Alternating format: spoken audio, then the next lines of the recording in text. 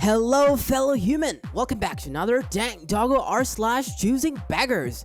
So our story for today is from u/Fat Elvis with the title of This is a bit of a long story.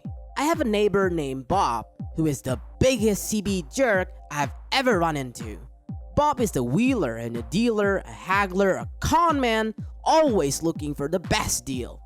If Bob buys or sells something, he has to feel like he got the upper hand or he won't do the deal. Then add insult to injury of the deal when you made it with him. He runs his mouth about how dumb the other person was and how smart he is.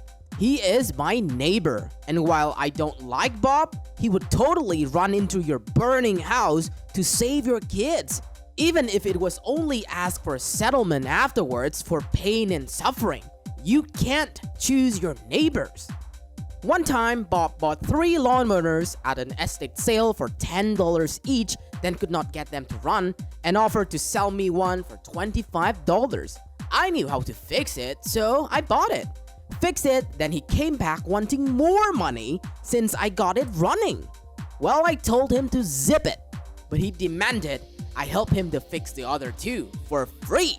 It's pathological. He has come out on top, or his bruised ego would be crushed. His prostate would cease to get hard, and his wife would leave him, or something like that.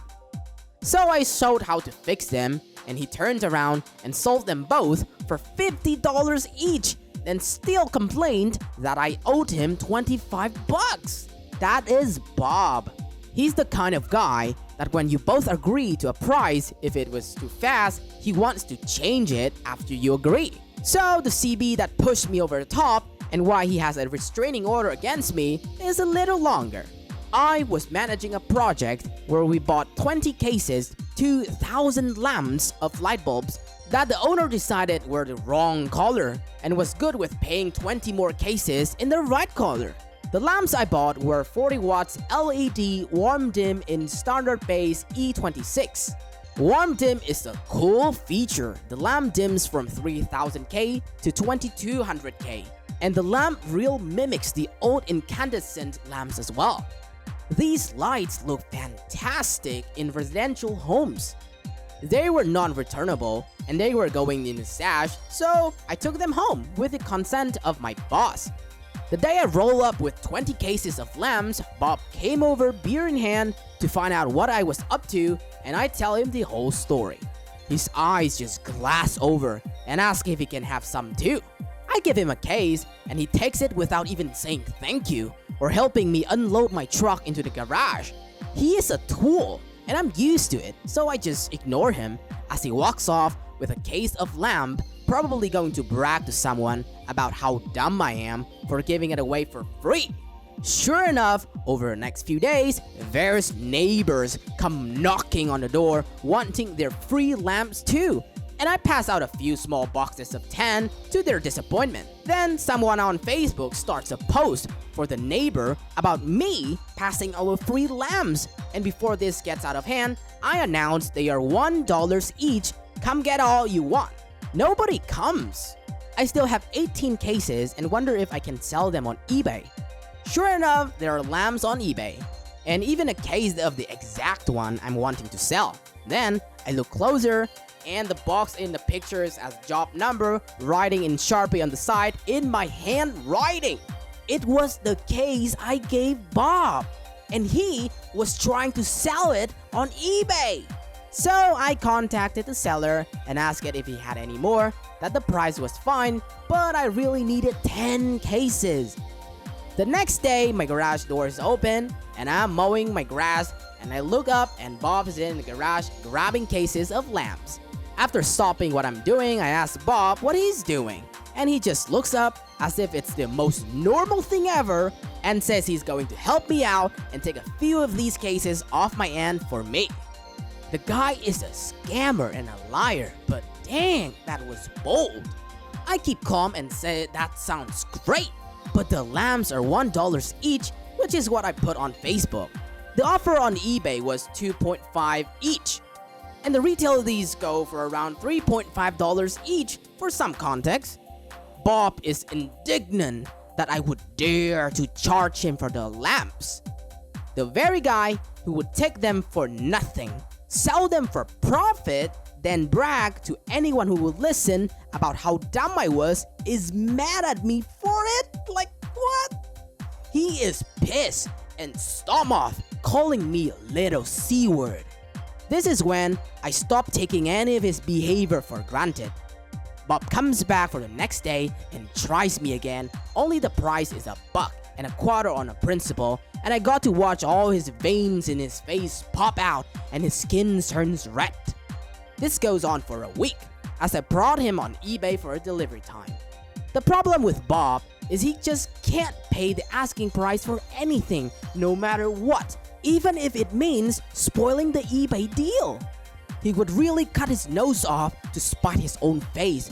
We settled for the original $1 lamb, and I sold Bob $1,000 worth of lambs. He demanded I deliver the lambs to his garage as part of the deal. No biggie, I was having fun anyway. Then, I watch as he tells the buyer, me, on eBay, he has the lambs, but there are this shipping and handling fees and his cost has gone up. I horse traded with him on eBay for days. It was fun. Then I just walked away. About 3 weeks later, Bob comes back and wants to know if I would take the lambs back. I just smile and I say I have plenty of lambs, and he's really agitated.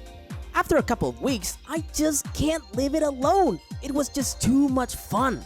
So I contact Bob on eBay and tell him a sob story about how my project being run out of money and ask if he will cover shipping and handling. We go back and forth a few times, then he asked for my address for a shipping quote, so I sent him my address. This is when Bob figures out I got him. He is livid, comes to my house yelling and screaming, saying he is going to sue me, and I just smile and tell him to screw off. Bob can't take being bested, so he calls my employer and tells them I am stealing light bulbs, he has pictures and proofs, and is willing to testify in court, etc, etc, etc. My boss got a great laugh out of it. Then, Bob crossed the property line, got in my face, and started screaming and spittle and everything in my own dang driveway. This little brick got sent home and now have a restraining order. Yeah, and I still have 8 cases of lambs I can't seem to get rid of. I would have let him sell all 20 cases for a small cut of the proceeds, but that was not good enough for Bob. It's never about the money with the guy. He has to feel like he screwed you or he's not interested. So this is a prequel of another story about the infamous Bob. If you guys haven't watched it yet, be sure to check it and see and get your mind blown away. This guy is the absolute worst with all sort of cringy behaviors. Like for real, Bob really had reached the lowest state of being human and all. I don't think he's poor or anything or having financial problems. It's just that, like OP said, people like Bob truly enjoyed screwing people off as part of their hobbies. It was very ballsy of OP to reveal himself by giving his own address to a raging man-child like Bob. Probably because OP kinda just felt like he had enough. Like enough is enough. This clown asked the lamps for free, then tried to sell it online, then demanded for more. Got completely furious as soon as OP decided to charge $1 for it, just like he charged everyone else. The funny thing is that $1 is still a good deal, as the retail price was about $3.5. The ending was cool. Bob got what he deserved. The restraining order should help OP free from all the harassment of Bob. That's it for today, fellow humans. Thanks for watching. Dank Doggo appreciates your time. If you enjoy our content and want to see more of us, stay tuned and subscribe. Don't forget to smash that like button or Doggo will cry. Also, you can always tell us your dog comments, your experiences in the comment section. I'll catch up with you guys later in the next video.